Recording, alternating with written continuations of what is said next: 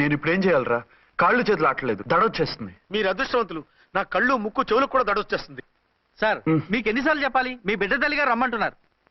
సరే వస్తున్నాను పద. సార్ మూన్ వెళ్ళిపోయి సన్ వచ్చేసేలా ఉందంట సార్. మీ హనీమూన్ వైఫ్ గారు మిమ్మల్ని పిలుస్తున్నారు.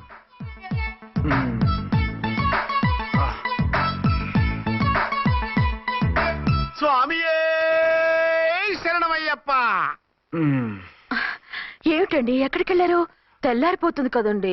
అదే నీకు తెల్లారిపోతుంది, నాకు చల్లారిపోయింది. చల్లారిపోవడం ఏమిటి? అదే సడన్ గా మా ఎస్పీ గారు వచ్చారు.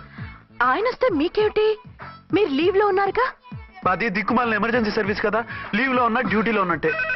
అదిగో ఆయన ఫోన్. హలో, నేను రామకోటనండి. నమస్తే సార్, చెప్పండి. నాకు నమస్తే సార్. నేను మీ హెడ్ కానిస్టేబుల్ని. టెర్రరిస్టా? ఇక్కడ ఉన్నాడా? పట్టుకోవాలా? టెర్రరిస్టులు పట్టుకోవడమే సార్. నేను రామకోటని. మీకోసం అర్చనమ్మ గారు కార్యాలంతా తిరుగుతున్నారు సార్. తెలుసు సార్. ఇప్పుడు వెళ్ళి వాళ్ళని ఎలా పట్టుకోమంటారు? నా దగ్గర AK-47 కూడా లేదు. AK-47? ఓ అమ్మో, ఇద్దరు పెళ్ళ షాకీనికి మెంటలెక్కినట్టుంది. రైటే, ఈ నైట్ మాకు ఫస్ట్ నైట్ సార్. మంచి మూడ్ లో కూడా వచ్చాం. మీరు ఇప్పుడు ఇలా చెప్పడం ధర్మమా సార్? అనుమానం లేదు, గ్యారంటీగా ఈయన క్రాక్ వచ్చేసింది.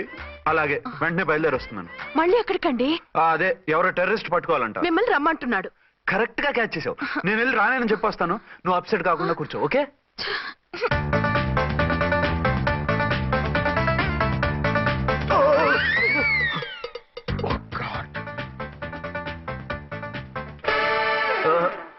ఏంటండి ఇది? ఏంటి? 2 సంవత్సరాల తర్వాత ఎంతో ఆశగా వస్తే 2 నిమిషాలైనా నాతో ఉండకుండా వెళ్ళిపోయారు. అదే మా ఎస్పీ గారు వచ్చారు. ఎవరు? షారుఖ్ ఖాన్ గారా? కాదు, ఆమిర్ ఖాన్ గారు. ఏదో అర్జెంట్ కేసు అంట. 4 రోజుల పాటు నో కేసెస్, ఓన్లీ కిస్సెస్. అయితే ఉండు, ఇప్పుడే సెలవు కావాలని చెప్పేసి. Excuse me sir. What sir? ఇది 5 స్టార్ హోటల్. మీరు ఆ రూమ్ లో ఒక ఆవిడ్ని, ఈ రూమ్ లో ఒక ఆవిడ్ని పెడితే కుదరదు. మరి వేరే రూమ్ లో ఏమైనా ఇస్తారా? సారీ, ఇక్కడ 2 AC 3 AC రూములు ఇవ్వరు. అందుకని ఒకే రూమ్ లో పెట్టమంటారా? అది అసలు కుదరదు. సి సార్, ఇది ఫ్యామిలీస్ దిగే హోటల్. అందుకనిగా ఫ్యామిలీస్ తో వచ్చాను. చూడండి, మీలాంటి 2-in-1 పార్టీస్ కి వేరే టైప్ హోటల్స్ ఉంటాయి, అక్కడికి వెళ్ళండి. అలాగా? అలాగే. ఆ? పెద్ద ఉద్యోగం రిజైన్ చేసి పారేసి వెళ్ళి ట్యాంక్ బండ్ మీద మామిడి తాండ్రా మ్యాంగో జెల్లీ అని అమ్ముకోవడం బెటర్. ఏమైంది? ఏమైందా? ఇవాళ ఫస్ట్ నైట్ అన్నా సరే కుదరదు. వెళ్ళి ఇప్పటికిప్పుడు ఆ టెర్రస్ ని పట్టుకోవాలంటాడు. అంటే ఫస్ట్ నైట్ లేదన్నమాట. ఫస్ట్ నైట్ ఎందుకు లేదు? బోల్డ్ నైట్లు ఉన్నాయి. ఒరే రాంకోటి, ఇలా రా. సార్, మేడం గారు బ్యాగులు తీసుకో. అలాగే. నువ్వు వాడు కూడా హైదరాబాద్ వెళ్ళిపో. నేను ఈ టెర్రస్ సంగతి చూసుకుని 2-3 రోజుల్లో వచ్చేస్తానుగా. బుద్ధి లేక పోలీస్ డిపార్ట్మెంట్ మనిషిని చేసుకున్నాను. మమ్మీ ఆకలేస్తుంది. సరే ఉండు, కిందికి వెళ్ళి ఏదైనా తీసుకొస్తాను.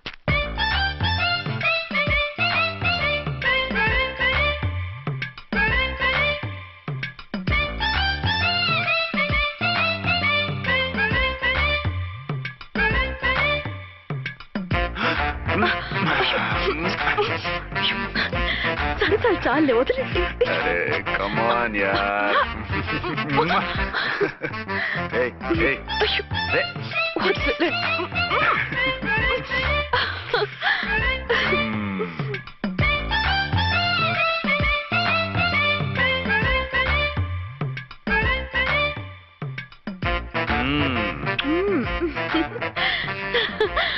రూమ్ లో కామ్ గా ఉండి లిఫ్ట్ లో రెచ్చిపోతున్నారేంటి? వెళ్ళిపోతున్నావుగా, ఎమోషన్ కంట్రోల్ చేసుకోలేకపోయాను. అయితే ఉండిపోనా? అమ్మా వద్దు, వెళ్ళిపో. Hello hello. మా రూమ్ ఖాళీ చేస్తున్నాం. ఏ రూము? ఏ రూమ్ ఏంటి? మా రూమే. మరి 206? 206 ఎవరిదండి? 206 మా ఎస్పీ గారిది. ఆ రూమ్ కూడా ఖాళీ చేస్తున్నాం. రండమ్మా, కార్ రెడీగా ఉంది. బయలుదేరు. త్వరగా వచ్చేయండి. బాయ్. అమ్మయ్యా, ఓ పని అయిపోయింది. అదేంటి నువ్వు కూడా బ్యాగ్ సర్దిస్తున్నావు? నువ్వు కూడా ఏంటి, ఇంకెవరన్నా సర్దుతున్నారా? అదే మా బాస్ ఆమిర్ ఖాన్ గారు, ఆయన కూడా ఇప్పుడే బ్యాగ్ సర్దారనమాట. మనం ఇంటికి వెళ్ళిపోదాం. ఇప్పుడా? తను ఇప్పుడే వెళ్ళింది. తనెవరు? అదే మా బాస్. వెళ్ళింది అంటున్నారు. అబ్బే డీ కాదు, డూ. వెళ్ళాడు. టెన్షన్ లో ఏం మాట్లాడుతున్నా నాకే అర్థం కావట్లేదు. టెన్షన్ దేనికి?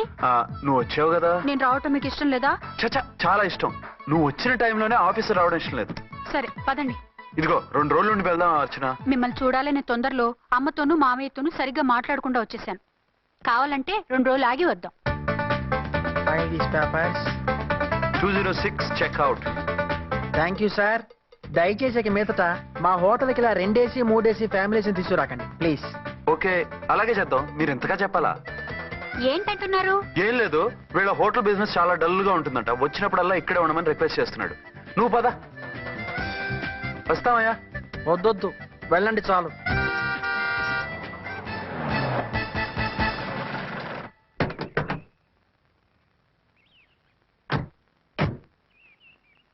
ఏంటలా సీరియస్ గా ఉన్నారు?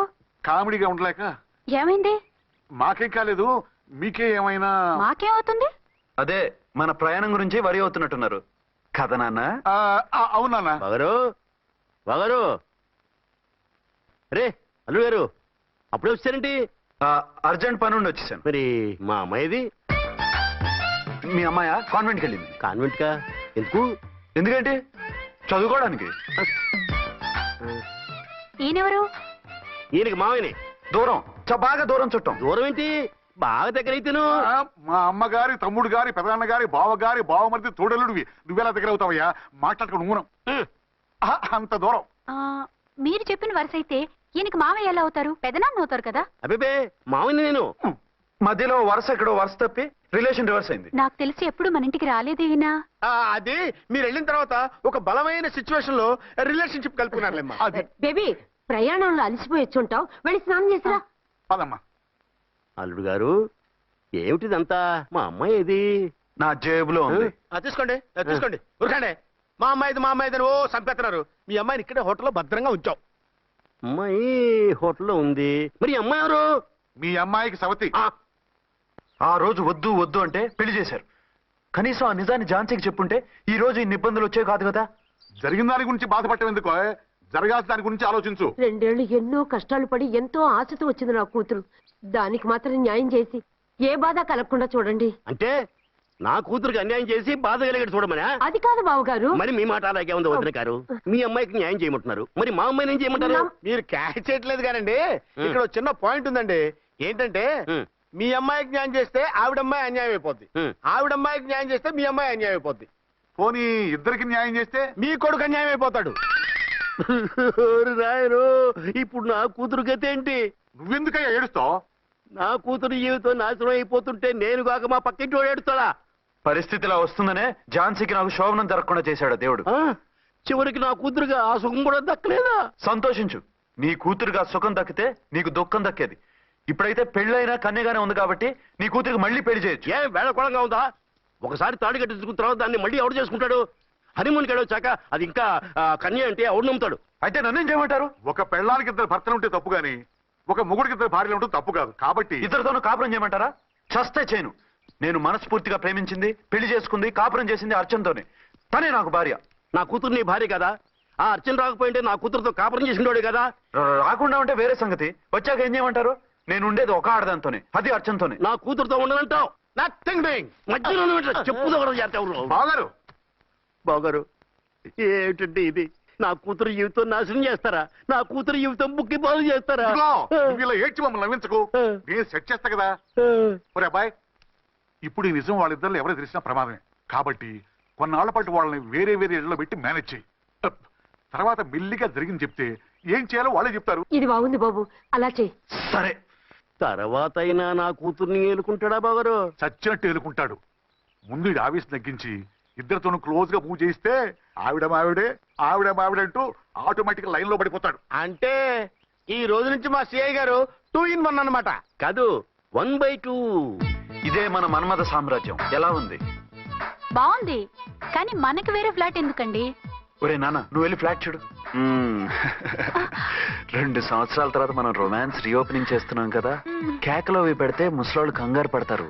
ఇక్కడైతే మనల్ని ఎవరు డిస్టర్బ్ చేయరు. అన్ని తొందర ఆలోచనలే. అన్నట్టు నేను ఇక్కడి నుంచి ఉద్యోగం చెయ్యను. ఏ? మీ రాష్ట్రానికి సేవ చేసుకోండి, నేను మీ సేవ చేసుకుంటూ పాత బాకీలన్నీ తీర్చేసుకుంటాను. Okay okay. అమ్మయ్యా, ఒక బండిని ట్రాక్ మీద లాగేశాను. ఇక ఆవిడ సంగతి చూడాలి.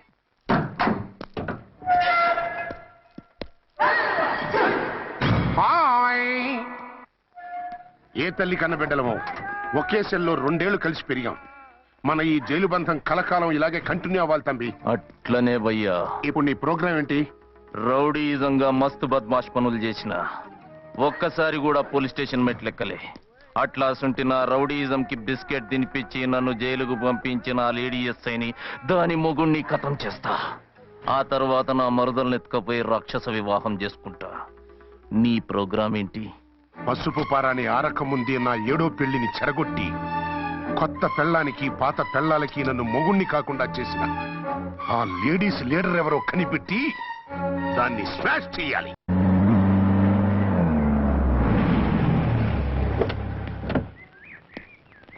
రామకోటి ఆ, పెట్టండి, త్వరగా పెట్టండి. పెట్టించు టైం అవుతోంది. ఝాన్సీ ఏంటిది? షిఫ్టింగ్ షిఫ్టింగా? ఎందుకు? మన శోభని ఎందుకు కాలేదు? హనీమూన్ లో ఎస్పీ గారి ప్రాబ్లము, ఇక్కడేమో ముహూర్తం ప్రాబ్లము. ఆ ప్రాబ్లమ్స్ కి ప్రాబ్లమే వాస్తు. ఈ ఇల్లు వాస్తు ఏవి బాగోలేదంట. ఇక్కడుంటే ఈ జన్మలో శోభనం జరగదంట సిద్ధార్థ్ గారు చెప్పారు. అందుకని వాస్తు బాగున్న మంచి ఫ్లాట్ చూసి ఫ్లాటా? ఎక్కడ? డౌన్ కూడా కీర్తి అపార్ట్మెంట్స్. అదేనండి మన 1 టౌన్ ఫ్లాట్. ఓరి నాయనో, అక్కడ 1 టౌన్ ఫ్లాట్ ఏంటి? అదే మా 1 టౌన్ దగ్గర ఫ్లాట్స్. అంత చండాలమైన ఫ్లాట్స్ ఈ హైదరాబాద్ లోనే లేవు. పైగా ఆ ఏరియా చాలా బ్యాడ్. ఊరుకోండి, ఏరియా బ్రహ్మాండంగా ఉంటుంది. ఈ సిటీలో ద బెస్ట్ ఫ్లాట్స్ అవి. అది కాదు ఝాన్సీ, అక్కడ గొడవలు చాలా ఎక్కువ జరుగుతాయి, రౌడీలు కూడా ఎక్కువ. పోలీస్ ఆఫీసర్ అయ్యుండి రౌడీలకి భయపడతారేమిటి? ఆయన భయపడేది రౌడీలకు కాదు, పెళ్ళాలకి. పెళ్ళాలక? అదే, పోలీసులు రౌడీలకు ముగులు కదా, అప్పుడు రౌడీలు పోలీసులు పెళ్ళాలిగా, అదన్నమాట. భలే కవర్ చేశారండి. కవర్ చేశారా? అదే క్లారిఫై చేశారు అనబోయి కవర్ చేశారు అన్నాడు. ఝాన్సీ, మనం వేరే ఏదైనా ఫ్లాట్కి షిఫ్ట్ అవుదాం. నో, ఆ ఫ్లాట్ నాకు బాగా నచ్చింది. ఈ విషయంలో మీరు ఏం చెప్పినా నేను విన్ను. రండి. ఏంట్రా ఈ గొడవ?